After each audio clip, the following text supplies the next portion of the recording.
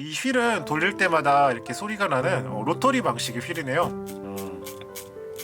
이거 돌리는 감이 꽤 좋아요. 예, 재밌다.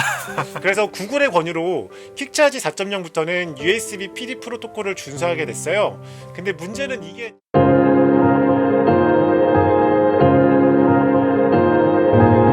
기술인간 기술 안녕하세요, 기술인간 하박국입니다. 오늘은 바로 본론으로 들어갈게요. 혹시 파이널 컷 프로 10 유저신가요?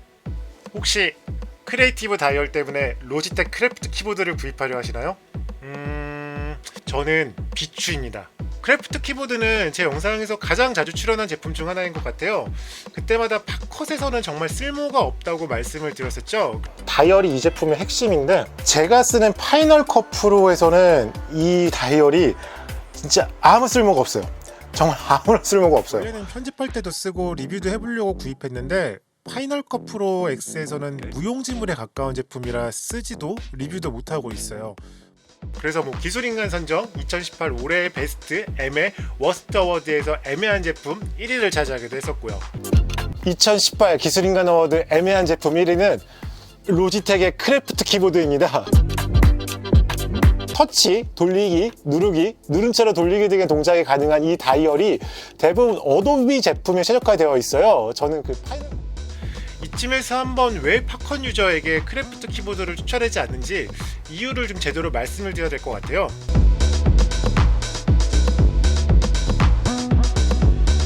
일단은 다이얼이라는 입력 도구가 편한지부터 생각을 해보죠. 창의력을 목적으로 한 다이얼이라는 입력 도구는 로지텍에서 처음 만든 게 아니에요. 마이크로소프트에서도 같은 컨셉으로 서피스 다이얼이라는 제품을 내놓았는데요. 별로 성공하지는 못했어요. 가장 큰 이유는 다이얼이라는 입력 방식이 아직은 표준이 아니라는 점이겠죠. 프로그램에서 지원해주지 않으면은 그냥 커다랗고 재미없는 피제 스피너 같은 거죠. 로지텍 크래프트 키보드의 크리에이티브 다이얼도 이와 같은 한계를 갖고 있습니다.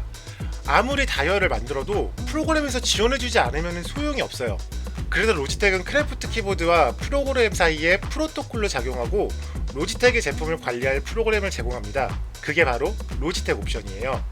크래프트 키보드 외에도 로지텍의 특수한 기능을 가진 키보드와 마우스를 관리하고 옵션을 조절할 수 있는 프로그램입니다. 근데 이 프로그램을 이용해도 할 수 있는 기능이 많이 없어요.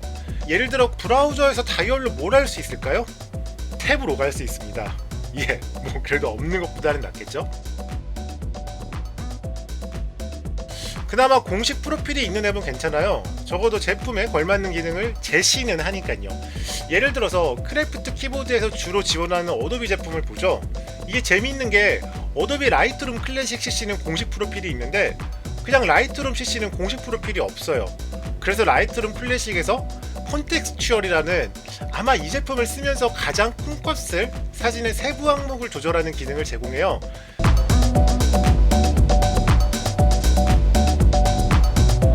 하지만 라이트룸 CC에서는 여러 메뉴 중에서 실질적으로 할 수 있는 게 줌인, 줌아웃밖에 없어요. 그럼 나머지 선택할 수 있는 메뉴는 뭐냐고요? 크래프트 키보드에서 다이얼은 두 모드가 있어요. 프로그램 전체를 아우르는 글로벌 모드, 그리고 해당 앱에서만 사용 가능한 모드. 예를 들어서 다이얼을 누르고 돌리는 기능은 글로벌 모드로만 사용 가능해요. 하지만 다이얼을 그냥 돌리는 기능과 누르는 기능에는 이 둘이 혼재되어 있습니다. 여기서 제공하는 기능은 사실 큰 게 없어요. 펑션 키에서 제공하는 볼륨 업, 볼륨 다운, 화면 밝게, 어둡게, 플레이, 포즈, 런치패드 띄우기, 데스크탑 보기, 계산기 띄우기가 좀 신선하긴 하네요.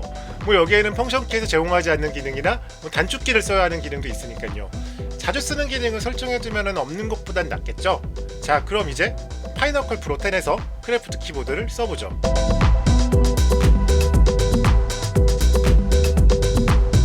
파이널 컷 프로 10은 크래프트 키보드에서 공식 프로필을 제공하지 않아요. 원래 있는 옵션들 중에서 선택을 해야 합니다. 자, 그럼 선택을 해볼까요? 다이얼을 좌우로 돌리는 동작에서 할 수 있는 건 사실상 호리존털 스크롤, 그러니까 수평 스크롤밖에 없어요. 있으면 분명히 편한 기능이죠. 근데 이것을 팝컷에서 쓰기에는 총 3가지 문제가 있어요. 첫 번째, 브라우저에 쓸모가 없어요. 팝컷 워크플로우는 보통 브라우저에서 푸티지를 스키밍한 다음에 마크한 뒤 스토리라인을 내려주고 이후 스토리라인에서 편집을 하게 됩니다. 이 브라우저에서 하는 일이 되게 많아요. 근데 여기서 다이얼이 쓸모가 없어요. 이거는 어디까지나 영상을 확인하는 스키밍이 아니라 스크롤이에요. 그래서 브라우저에서는 영상 파일에서 아무리 다이얼을 돌려도 움직이지 않습니다. 그리고 수직 스크롤이 아니라 수평 스크롤이기 때문에 보통 많이들 쓰실 필름 스크린 모드에서는 작동을 하지 않아요. 대신 리스트 모드에선 작동을 합니다. 스크롤이 참 잘 되고 있죠? 이렇게 수평으로요. 두 번째, 스토리라인에 내려왔어도 크게 쓸모가 없어요. 자, 다이얼을 돌려가지고 영상의 뒷부분으로 가봅시다. 여기서 뭔가를 하려고 해요. 하지만 여기서는 아무것도 할 수가 없어요. 영상의 현재를 나타내는 스키밍 헤드가 같이 안 움직이기 때문이죠. 결국 키보드로 스키밍을 하면은 일부러 스크롤로 돌려가지고 여기까지 왔는데 다시 원래 자리로 돌아가요. 아니면 마우스나 트랙패드를 써가지고 다시 한번 원하는 자리에 스키밍 헤드를 놓아주던가요. 그러면 사실 이 제품을 쓰는 의미가 없어요. 심지어 스크롤도 트랙패드가 훨씬 더 빠릅니다.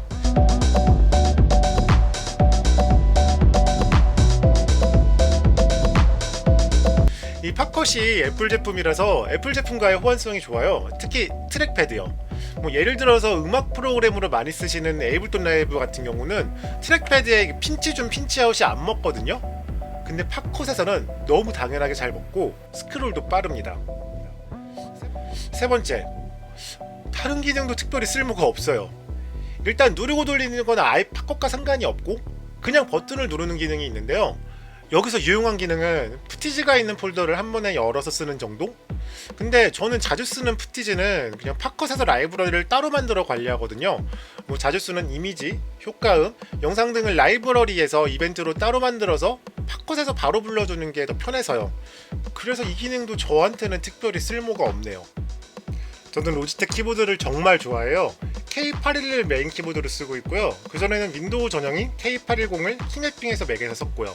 K810은 키 하나를 잃어버려서 해외 랩타키닷컴이라는 곳에서 $20를 주고 주문을 해 끼워넣고 계속 갖고 있을 정도로 좋아해요. 크래프트 키보드의 키감은 정말 좋아요. 지금도 이거를 크래프트 키보드로 적고 있는데요. K811이 캐주얼한 키감이라면은 크래프트 키보드는 클래식한 키감이랄까? 제품에 맞는 때도 정말 좋고요. 다이얼도 로터리 형식으로 돌릴 때마다 달그락거리는 느낌이 괜찮아요.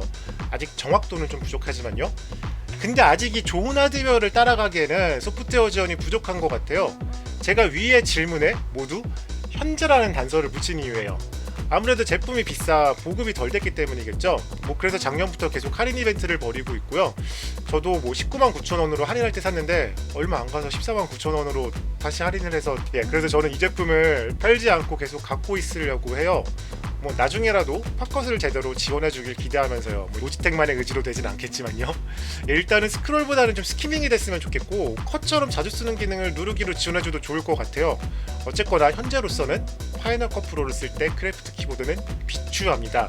대신 어도비 제품을 쓰시는 분들께는 어떨지 모르겠네요. 유일하게 쓰는 라이트룸 CC는 지원을 하지 않아서 써보지 못했거든요. 그래서 이거는 정확하게 말씀을 못 드리겠네요.